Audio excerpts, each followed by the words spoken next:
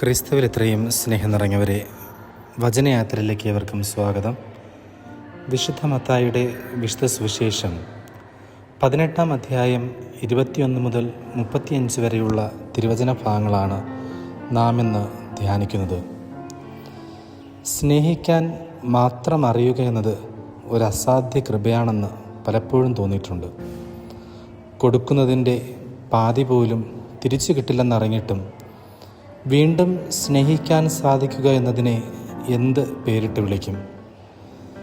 ഇന്നത്തെ സുവിശേഷത്തിലും അപ്രകാരമുള്ള ഒരു സ്നേഹത്തെക്കുറിച്ചാണ് ഈശോ നമ്മോട് പങ്കുവയ്ക്കുന്നത്. യേശുവിൻ്റെ ശിഷ്യന്മാർക്ക് ക്ഷമ എന്ന വിഷയം അത്ര പരിചിതമായിരുന്നില്ല. ഒന്നിലധികം സന്ദർഭങ്ങളിൽ യേശു ക്ഷമയെക്കുറിച്ച് സംസാരിക്കുന്നത് അവർ കേട്ടിരുന്നു. വാസ്തവത്തിൽ യേശു തൻ്റെ ശിഷ്യന്മാരെ പ്രാർത്ഥിക്കാൻ പഠിപ്പിച്ചിട്ട് അധിക നാളായിട്ടില്ല. ഞങ്ങളുടെ കടക്കാരോട് ഞങ്ങൾ ക്ഷമിച്ചിരിക്കുന്നത് പോലെ ഞങ്ങളുടെ കടങ്ങൾ ഞങ്ങളോടും ക്ഷമിക്കണമേ എന്ന് അവരുടെ സ്വർഗസ്ഥനായ പിതാവിനോട് അപേക്ഷിക്കാൻ അവരോട് നിർദ്ദേശിച്ചു. കർത്താവിൻ്റെ പ്രാർത്ഥനയുടെ ഒരു പ്രധാന തത്വമായി അത് മാറുന്നുണ്ട്. 70 വട്ടം ക്ഷമിക്കാനുള്ള തൻ്റെ ആഹ്വാനത്തെ തുടർന്ന് ക്ഷമിക്കുന്ന ഒരു യജമാനനെയും കരുണയില്ലാത്തവനും നന്ദി കെട്ടവനുമായ ഒരു ദാസനെയും കുറിച്ചുള്ള ഒരു ഉപമയിലൂടെ യേശു തൻ്റെ സന്ദേശം കൂടുതൽ വിപുലീകരിച്ചു. യേശുവിൻ്റെ പഠിപ്പിക്കലുകളിൽ ഒന്നും നിസ്സാരമോ ഉപരിപ്ലവമോ ആയിരുന്നില്ല. സത്യത്തിനായുള്ള വിശപ്പും കാണാൻ കണ്ണുകളും കേൾക്കാൻ ചെവികളുമുള്ളവർക്ക് ആഴമേറിയ ആത്മീയ ആശയങ്ങൾ ചിത്രീകരിക്കാൻ അവൻ പലപ്പോഴും ഉപമകൾ എന്നറിയപ്പെടുന്ന ഹ്രസ്വവും ലളിതവുമായ കഥകൾ ഉപയോഗിക്കുന്നുണ്ട്.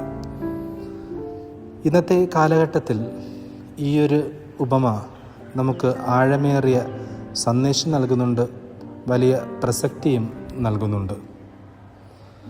ദൈവം നമ്മെ അനന്തമായി ക്ഷമിക്കുന്നു.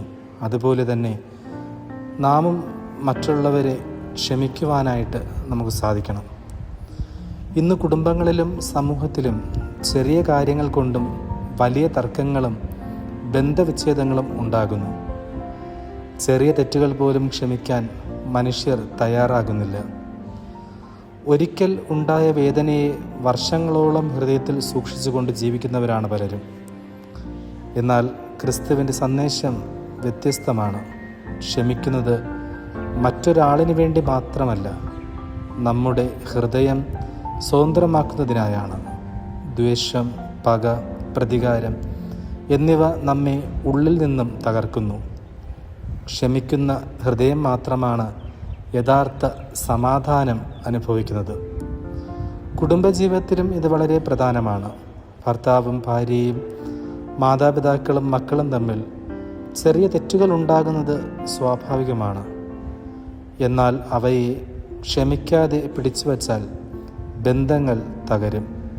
ക്ഷമിക്കുമ്പോഴാണ് ബന്ധങ്ങൾ വീണ്ടും പുനർനിർമ്മിക്കപ്പെടുന്നത്. സമൂഹത്തിലും ഇതേ ആശയം ബാധകമാണ്. മതം, രാഷ്ട്രീയം, അഭിപ്രായ വ്യത്യാസം എന്നിവയെ തുടർന്ന് മനുഷ്യർ തമ്മിൽ വൈരാഗ്യം വളരുന്നു. എന്നാൽ യേശു നമ്മോട് പഠിപ്പിക്കുന്നത് ക്ഷമയിലൂടെ മാത്രമേ സമാധാനമുള്ള സമൂഹം സൃഷ്ടിക്കാനാകൂ എന്നതാണ്. ഈ വചനഭാഗം നമ്മോട് ഒരു ആത്മപരിശോധന ചോദ്യം ചോദിക്കുന്നു. ദൈവം നമ്മെ അനവധി പ്രാവശ്യം ക്ഷമിച്ചിട്ടും നാം മറ്റുള്ളവരെ ക്ഷമിക്കാൻ തയ്യാറാണോ? ദൈവത്തിൻ്റെ ക്ഷമ ജീവിതത്തിൽ അനുഭവിച്ചവൻ മറ്റുള്ളവരോട് ക്ഷമിക്കാതെ അവന് ജീവിക്കാനാവില്ല. ക്ഷമ ഒരു ദൗർബല്യമല്ല, അത് ക്രൈസ്തവ ജീവിതത്തിൻ്റെ ശക്തിയാണ്. ആകയാൽ സ്നേഹം നിറഞ്ഞവരെ, അനുദിന ജീവിതത്തിൽ ക്ഷമയെന്ന പുണ്യം അഭ്യസിച്ചുകൊണ്ട് ക്രിസ്തുവിനോട് നമുക്ക് കൂടുതൽ അടുക്കാം. അതിനുള്ള കൃപാവരങ്ങൾക്കായി പ്രാർത്ഥിക്കാം. ദൈവം നമ്മെ അനുഗ്രഹിക്കട്ടെ.